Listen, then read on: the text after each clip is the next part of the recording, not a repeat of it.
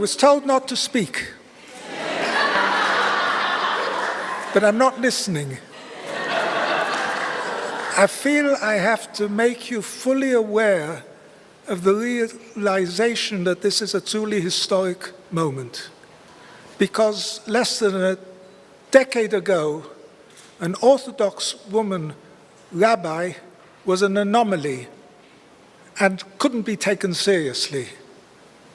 This status has now become a normative minority, and that's due to the vision of Rav Avi, the dynamism of Rabba Sarah, the halachic erudition of Rabbi Jeff Fox, and the motivation, but even more than that, the passion of our graduates.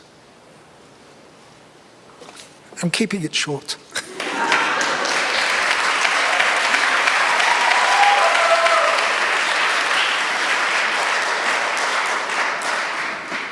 Dina Brawer has been found worthy to be a spiritual leader, to teach the Jewish people and decide matters of Jewish law with a degree of Torah be'isur ve'heter.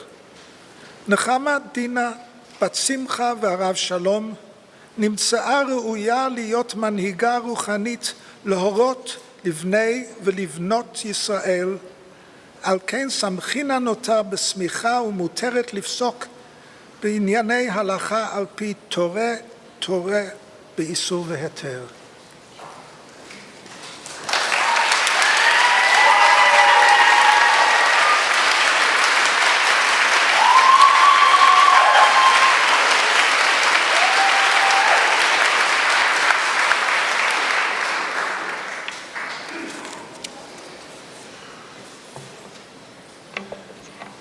One night, midway through my studies at Yeshivat Maharat,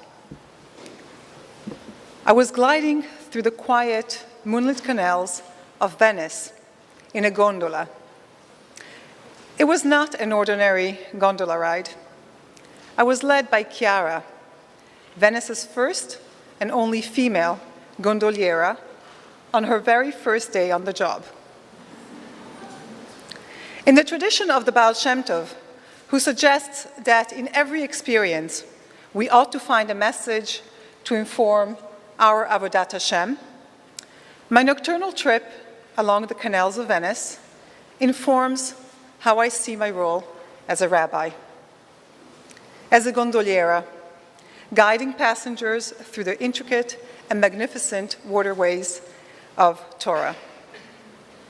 The Torah is often imagined as a body of water. The prophet Isaiah cries, Hoi kol tzameh, lechu lamayim. All those who are thirsty, go to the water of Torah. And the Talmud imagines halacha as a meandering river with the expression nehara nehara upashte, taking each student of Torah in a particular direction. Later on, scholars refer to the corpus of the Talmud as the Yam Shel Talmud, the sea of Talmud, perhaps because of its immeasurable depths. As a gondoliera, I look forward to guiding people on their journey of Torah. Notably, gondoliers do not wait passively for business. If you've ever visited Venice, you know how bellicose gondoliers can be in vying for customers. They compete openly and constantly. They holler, they sing, they gesticulate wildly. This relentless drive to ply one's trade, this entrepreneurial spirit is, I believe, an appropriate model for today's rabbi. This is an incredibly important time to be a rabbi. The world is in flux, society is broken, and we are surrounded by a cynical, post-truth culture. Judaism has much to offer this spiritually parched world. Like an ambitious gondolier, the entrepreneur rabbi does not wait for people to find her in the Bet Midrash or at the pulpit, but she finds them. She goes out to the street calling, cajoling, inviting individuals to join her on what promises to be a life-transforming journey through the causeways and canals of Torah. Chachmot b'chutz tarona, b'rechavot titen kola. Wisdom cries aloud in the street. In the market, she raises her voice. I'm honored to take my place alongside the other women and men who have chosen to serve in this most noble of callings.